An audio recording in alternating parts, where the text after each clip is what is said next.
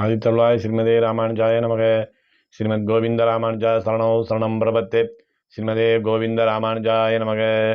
அனைவருக்கும் வணக்கம். பகவானை வழிபட்டு பலனை அனுபவிக்க வேண்டும், மோட்சத்தை அடைய வேண்டும், இங்கே வாழ்கிற போது சகலவிதமான நன்மைகளையும் அடைய வேண்டும் என்ற ஆசை அனைவருக்கும் இருக்கிறது. இந்த உலகத்தில் உள்ள அனைத்து உயிர்களுக்கும் அந்த ஆசை இருக்கிறது. அதை எவ்வாறு நாம் அடைய வேண்டும் என்று சொல்லுகிற போது, தனித்து பகவானை வழிபட்டு அதன் மூலமாக அடைவதா, கோஷ்டியாக அதாவது சத்சங்கமாக கூடி இருந்து எல்லோருமாக சேர்ந்து பகவானை வழிபட்டால் அதனாலே பலன் நமக்கு கிடைக்குமா, தனித்து வழிபாடு பலனா, இல்லை ஒரு சத்சங்கமாக கூடியிருந்து எல்லோருமாக வணங்கினால் பலனா என்பதை பற்றித்தான் நாம் இப்போது பார்க்க போகிறோம். இதை பற்றி ஆண்டாள் நாச்சியார் திருப்பாவையில் நமக்கு சொல்லக்கூடியது எல்லாம் கூடியிருந்து குளிர வேண்டும், எல்லோருமாக சேர்ந்து இருந்துதான் பகவானை அனுபவிக்க வேண்டுமே ஒழிய தனித்திருந்து அனுபவித்தால் பலன் குறைவு என்பதை பற்றி சொல்லுகிற போதுதான் அவர் முதல் பாசுரத்திலே மார்கழி திங்கள் மதி நிறைந்த நன்னாளால் நீராட போதிவீர் போதிமினோ என்று அழைக்கிறார். யாருக்கெல்லாம் ஆசை இருக்கிறதோ எல்லோருமாக வாருங்கள், எல்லோரும் சேர்ந்திருந்து பகவானை அனுபவிக்கலாம், அதனாலே நம்ம எல்லோருக்கும் பலன் கிடைக்கும் என்பதை பற்றி சொல்கிறார். இதைத்தான் பெரியவர்கள் சொல்லுகிறார்கள். ஒரு நல்ல பதார்த்தம் நமக்கு கிடைத்தால் அதை நாம் தனித்து உண்பதை விட 4 பேரோடு பகிர்ந்து உண்ண வேண்டும், ஒரு கூட்டுறவாக இணைப்பாக எல்லோருமாக சேர்ந்து இருந்து நாம் அனுபவிக்க வேண்டும் என்பதை பற்றி நமக்கு பெரியவர்கள் சொல்லியிருக்கிறார்கள். அதை திருப்பாவை பாசுரங்களிலே ஆண்டாள் நாச்சியார் பல இடங்களிலே சொல்லுகிறார். முதல் பாசுரத்திலே விருப்பம் உடையவர்களெல்லாம் வாருங்கோல் என்று அழைத்த ஆண்டாள் நாச்சியார் 2வது பாசுரத்திலே சொல்லுகிற போது இந்த நோன்பிலே ஈடுபடக்கூடியவர்களாக யாரை நிர்ணயிக்கிறார் என்று பார்க்கிற போது, வையத்து வாழ்வீர்கள் நாமும் நம் பாவைக்கு செய்யும் கிருசைகள் கேளீரோ என்று சொல்லுகிறார். இந்த உலகத்திலே வாழக்கூடிய அனைவருமே இந்த திருப்பாவை நோன்பிலே ஈடுபட வேண்டும், அப்படி ஈடுபட்டால் அனைவருக்குமான நன்மை கிடைக்கும் என்பதை பற்றி ஆண்டாள் நாச்சியார் சொல்லுகிறார்.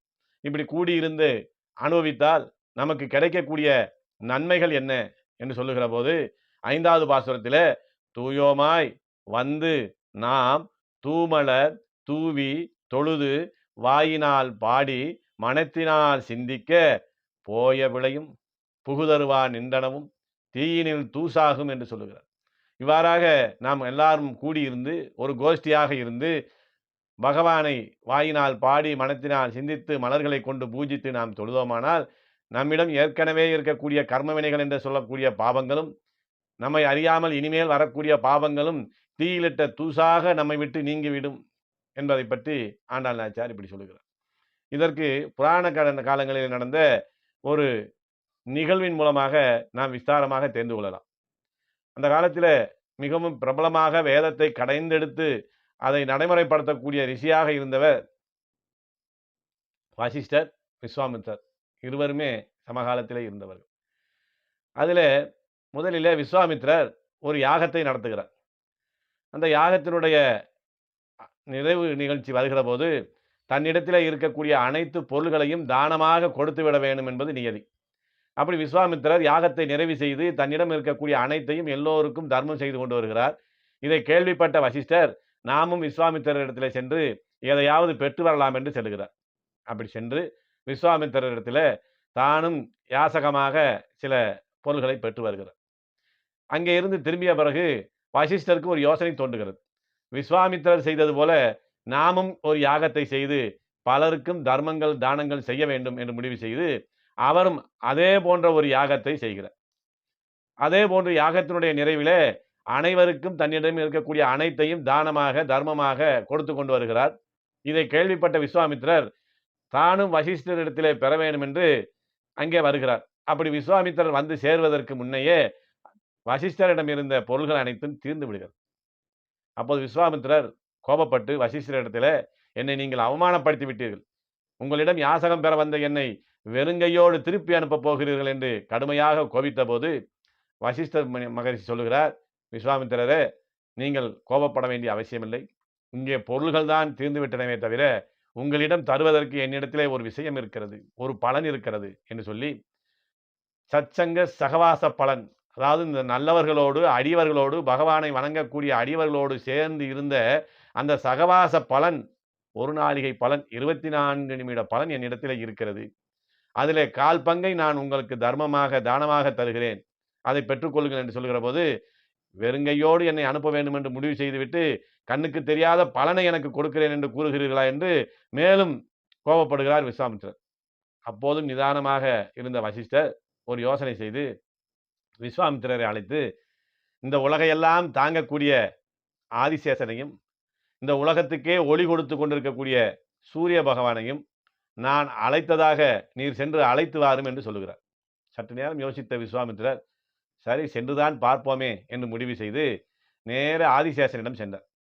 உங்களை வசிஷ்டர் அழைக்கிறார், வாருங்கள் என்று சொல்கிற போது, நான் வந்துவிட்டால் இந்த பூமியை, இந்த உலகத்தை தாங்கக்கூடிய வேலையை யார் செய்வார்கள்? அதனாலே என்னால் வர முடியாது என்று சொல்லிவிடுகிறார். இந்த உலகத்துக்கெல்லாம் ஒளி கொடுக்கக்கூடிய சூரியனிடத்திலே சென்று விஸ்வாமித்திரர் கேட்கிறார், உங்களை வசிஷ்டர் அழைக்கிறார், வாருங்கள் என்று. நான் வந்துவிட்டால் என்னுடைய காரியத்தை யார் செய்வது? இந்த உலகமே இருளாக போய்விடுமே, அதனால் நான் வருவதாக இல்லை என்று சொல்லிவிடுகிறார். திரும்பி வந்த விஸ்வாமித்திரர் வசிஷ்டரிடத்தில் நடந்ததையெல்லாம் சொல்லுகிறார். இதை கேட்டு புன்னகைத்த வசிஷ்டர், சரி இன்னொரு காரியம் செய்யுங்கள், அந்த இருவரிடத்திலும் சென்று என்னிடத்தில் இருக்கக்கூடிய சகவாச பலன், சச்சங்க சகவாச பலன், பகவானோடு அடியவர்களோடு சேர்ந்திருந்த பலனில 1/4 பங்கை ஆதிசேஷனுக்கும் 1/4 பங்கை அந்த சூரியனுக்கும் தருகிறேன் என்று சொல்லி அழைத்து வாருங்கள் என்று சொல்லுகிற போது, மீண்டும் விஸ்வாமித்திரர் அவர்கள் இருவரிடத்திலே போய் சொல்லுகிறார். இருவரும் வந்து விடுகிறார்கள்.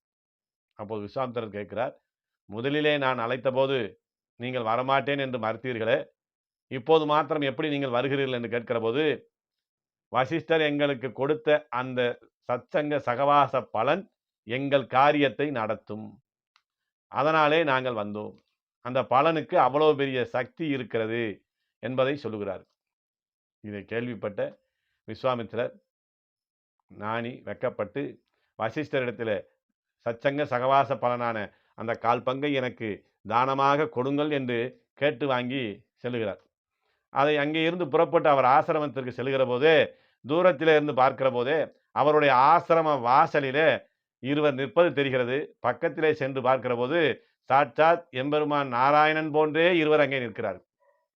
அவர்களிடத்தில் விஸ்வாமித்திரர், நீங்கள் யார், எங்கிருந்து வருகிறீர்கள், என்ன காரியமாக வந்திருக்கிறீர்கள் என்று கேட்கிற போது, நாங்கள் வைகுண்டத்திலே இருந்து வருகிறோம், பகவான் ஸ்ரீமன் நாராயணன் உங்களுக்கு ஒரு தகவலை சொல்லி அனுப்பியிருக்கிறார். மிக விரைவிலே அவர் ஸ்ரீ ராமனாக இந்த பூமியிலே அவதாரம் செய்ய போகிறார். அப்படி செய்கிற போது இங்கே பூமி பிராட்டி, அவருடைய தாயார் பெரிய பிராட்டியார் சீதாவாக இங்கே பிறக்க போகிறார். அப்படி ராமனாகவும் சீதா பிராட்டியாகவும் பிறக்க இருக்கிற இவர்கள் இருவருக்கும் திருமணம் செய்து வைக்கக்கூடிய வாய்ப்பு, அந்த பாக்கியம் உங்களுக்கு கிடைக்கும் என்ற தகவலை உங்களிடத்திலே சொல்லி வர சொன்னார்.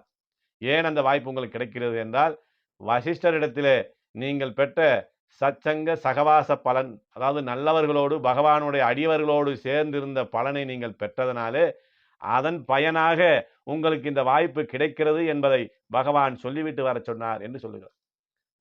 ஆக ஒரு அடியவர்களோடு கூடியிருந்த அந்த பலனுக்கு இவ்வளவு பெரிய சக்தி இருக்கிறது என்பதை நாம் இந்த புராண நிகழ்ச்சியின் மூலமாக தெரிந்து கொள்கிறோம். அதனால்தான் ஆண்டாள் நாச்சியார் கூடியிருந்து குளிர வேண்டும் என்று 27வது பாசுரத்தில் யாரோடு கூடியிருக்க வேண்டும், எவ்வாறெல்லாம் கூடியிருக்க வேண்டும் என்பதை பற்றி சொல்லுகிற போது, கூடாரை வெல்லும் சீர் கோவிந்தா, கூடாரை வெல்லும் சீர் கோவிந்தா, குணமிக்க கோவிந்தா, அதைத்தான் சொல்லுகிறார். கூடாரை வெல்லும் சீர் கோவிந்தா, உந்தன்னை பாடி பறைகொண்டு யாம் பெரும் சம்மானம், நான் பெறக்கூடிய சன்மானம் எப்படிப்பட்டதாக இருக்க வேண்டும், இந்த கோஷ்டியினர் பெறக்கூடிய சன்மானம் எப்படிப்பட்டதாக இருக்கும் என்பதை சொல்லுகிற போது, நாடு புகழும் பரிசினால், இந்த உலகமே கொண்டாடக்கூடிய பரிசாக இருக்க வேண்டும். அது எப்படிப்பட்ட பரிசு?